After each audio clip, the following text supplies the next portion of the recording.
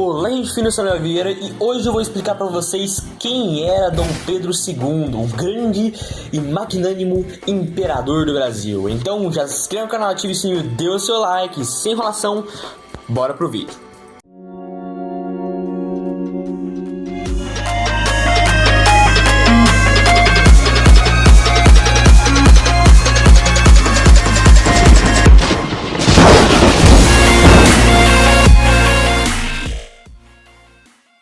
O pequeno Pedro de Alcântara, João Carlos, Leopoldo, Salvador, Bibiano, Francisco, Xavier, de Paula, Leocádio, Miguel, Gabriel, Rafael, Gonzaga, de Habsburgo, Lorena e Bragança, que inclusive tinha um nome maior do que ele mesmo, nasceu no Rio de Janeiro, em 2 de dezembro de 1825. Mas apesar de ter nascido no mês do Natal e ter uma barba igual a do Papai Noel, não, ele não era o Papai Noel. Ele era o príncipe herdeiro do trono brasileiro, filho do grande imperador e pulador de cerca, Dom Pedro I, e da grande imperatriz, Dona Leopoldina. Além de ter uma boa mãe e futuramente uma boa madrasta, Dona Amélia, ele tinha 5 irmãs. Bom, dava pra fazer a casa das 7 mulheres só com a família do Pedrinho. Infelizmente, sua mãe morreu depois de 9 dias do aniversário de 1 ano do pequeno Pedro.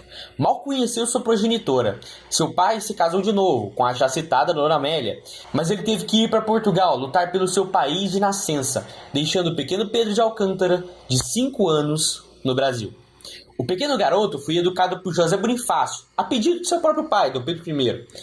Bonifácio era um grande intelectual, mas como o Brasil é Brasil, intelectual aqui é novidade, Bonifácio foi expulso do palácio graças às maracutaias de alguns políticos. O pequeno Pedro continuou a estudar, acordava cedo, comia pouco e enfiava a cara nos livros. Era o primeiro CDF do Brasil. Foi criado por sua ama, a qual chamava de da dama. Naquele tempo, o país estava um caos. Os políticos enfiavam o país cada vez mais na lama e sem a presença de um imperador, não daria para continuar. O país ia se rachar por inteiro. Então, os maiores partidos do país, o Partido Liberal e o Partido Conservador, se uniram e decidiram firmar a famosa Declaração da Maioridade, onde o já adolescente Dom Pedro de Alcântara, entre os seus 14 e 15 anos, era coroado, tendo assim o nome de Dom Pedro II do Brasil. Dizem que a festa de coroação foi tão traumatizante que por causa disso o imperador nunca mais gostou de festas luxuosas. Ele também não gostava de roupas pomposas e preferia o seu bom terno. Não é à toa que falava que Dom Pedro II parecia um pastor. Ainda na adolescência, Dom Pedro II tinha que passar para a população um ar de maturidade. Então, além de colocarem um bigode e barbas falsas no Pedrinho, também arranjaram para ele um casamento dinástico. A princesa escolhida para o casamento foi a princesa Teresa Cristina. Para convencer sua maioridade e se casar, mostraram a ele uma pintura da princesa. O jovem imperador já se apaixonou e aceitou se casar com ela. Porém, quando Teresa chegou no Brasil, para a surpresa de Pedro, ela, além de ser 4 anos mais velha que ele, também era meio feia, pequena e manca. Não existia filtro no Instagram naquela época, mas com certeza a pintura não foi muito fiel. Apesar de achar sua esposa feia, Dom Pedro II não era mole não. Teve 4 filhos. Seu filho mais velho foi Pedro Afonso. Porém, o príncipe primogênito de Dom Pedro II morreu cedo, com apenas 2 anos de idade. Ele morreu após sofrer uma série de convulsões. Mais tarde foi revelado que ele sofria de epilepsia, como seu pai e seu avô. Depois nasceram suas filhas, a famosa princesa Isabel e sua irmã, Dona Leopoldina, que recebeu o nome da sua avó, a imperatriz Leopoldina. Se você ficou confuso, não se preocupe, eu também fiquei. O quarto e último filho do imperador Dom Pedro II foi Pedro Afonso. Porém, ele também morreu de forma prematura. Sua morte se deu após Pedro Afonso e sua irmã Isabel serem atingidos por uma febre. Isabel conseguiu superar a crise, mas seu irmão morreu às 4 horas e 20 minutos do dia 9 de janeiro de 1850. O jovem Dom Pedro II cresceu, inaugurou o parlamentarismo no Brasil e alternava o poder entre liberais e conservadores. Naquele período ocorreu a Guerra do Prata, que talvez eu faça um vídeo sobre, mas no geral foi uma guerra em que o ditador argentino faz um furdunço na região do Prata e com a ajuda da França e Inglaterra, o exército brasileiro conseguiu conter as forças do ditador argentino Rosas, rendendo para nós a grandiosa vez em que o exército brasileiro marchou sobre Buenos Aires, com o festejo dos próprios argentinos, espetáculo digno de uma Copa do Mundo. Muitos argumentam que Dom Pedro II era escravista, porque ele não aboliu a escravidão com uma canetada. Mas a verdade é que ele era contra a escravidão. Ele não abolia a escravidão com a canetada porque não tinha poder suficiente para isso. Desde 1930 e desde o primeiro reinado no geral, vinham as tentativas de desmoralizar tanto o tráfico negreiro quanto a escravidão. E o tráfico negreiro, inclusive, estava diminuindo ao longo do tempo. Porém, em 1845, a Inglaterra intervém no tráfico negreiro. Já fiz um vídeo sobre isso, vou deixar logo nos cards.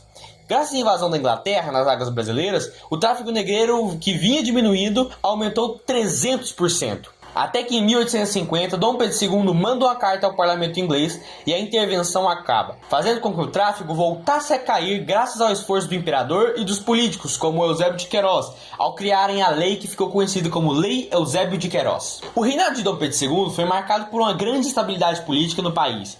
E segundo a Enciclopédia Britânica, que agora pertence aos americanos, mas isso não convém ao caso, o segundo reinado foi o período de ouro do Brasil. Mas assim como os celulares pirateados e as TVs baratas, a guerra veio do Paraguai. Solano e atacou o Brasil, prendeu o presidente da província do Mato Grosso e deixou o homem morrer na prisão, de fome. Como o Paraguai tinha pedido guerra, recebeu guerra.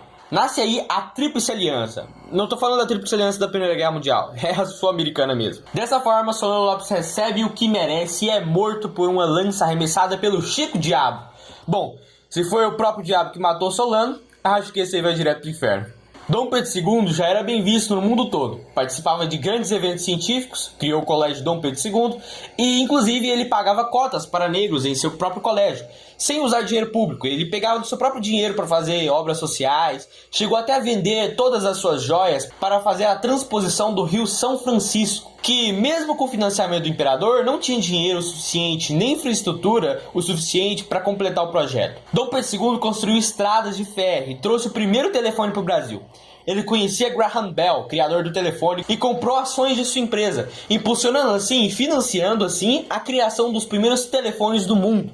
Dom Pedro II foi elogiado até por Charles Darwin e chegou até a pedir para que Louis Pasteur viesse ao Brasil para fabricar uma vacina para conter uma epidemia que assolava o país na época. Louis Pasteur não pôde vir, mas o busto do imperador está até hoje no Instituto Pasteur, em Paris. Existe até uma lenda de que o imperador teria se encontrado e conversado com Nietzsche. Não sabemos se é verdade, mas quem sabe, né? Foi Dom Pedro II que condecorou o grande empresário Visconde de Mauá com o título de Visconde. E, segundo as cartas escritas pela princesa Isabel Visconde de Santa Vitória, ex-sócio do Visconde de Mauá, o imperador teria ficado triste com a falência do empresário, causada pelos ingleses. Contudo, eu digo e repito, Dom Pedro II era um verdadeiro nerd. O imperador, já velho, fez viagens pelo mundo, sempre trazendo algo de novo para o Brasil. Seu palácio em Petrópolis era quase como um museu. Ele foi para a Terra Santa, passou pelo Egito e incentivou a migração libanesa no Brasil. Mas sua última batalha era contra a escravidão. Dom Pedro II odiava a escravidão e até disse que não morreria enquanto não abolisse aquele mal. Nesse período, já velho estadista ficou doente e, por recomendação de médicos, foi se tratar na Europa, deixando assim sua nobre filha no seu lugar, que, com a ajuda dos parlamentares abolicionistas, sancionou a Lei Áurea. Segundo relatos, o imperador, já fraco e sem forças, ao ouvir a notícia de que a escravidão havia sido abolida, teria chorado de alegria. Logo ele foi curado e voltou para o Brasil. A família imperial tinha vários planos de inserção dos negros agora libertos na sociedade, mas os republicanos escravistas se aliaram ao exército e deram um golpe de estado no velho imperador, mandando Magnânimo e sua família para o exílio, onde morreu em 1891, ao contrair uma gripe. Ao olharem o corpo do falecido imperador, encontraram um saquinho onde se encontrava um pouquinho de terra e um papelzinho onde estavam escritas as seguintes palavras: "É terra de meu país".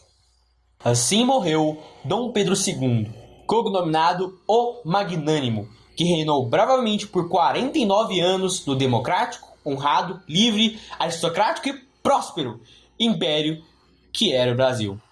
Bom, foi esse o vídeo. Se você gosta de história, ainda mais essa história do período imperial, recomendo para você o nosso vídeo sobre a abolição da escravidão que tá aparecendo aí nos cards. Já peço que você dê um gostei e se gostou desse vídeo, se inscreva no canal para não perder mais vídeos assim. Além disso, um aviso aí para quem já é inscrito.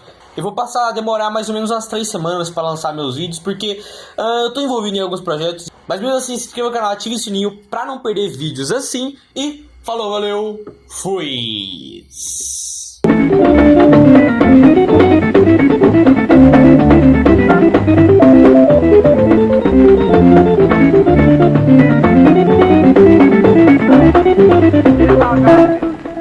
negócio é esse? Você tá vendo? Nós estamos brincando. Você já vem as brutas? Que diabo, Pedrinho?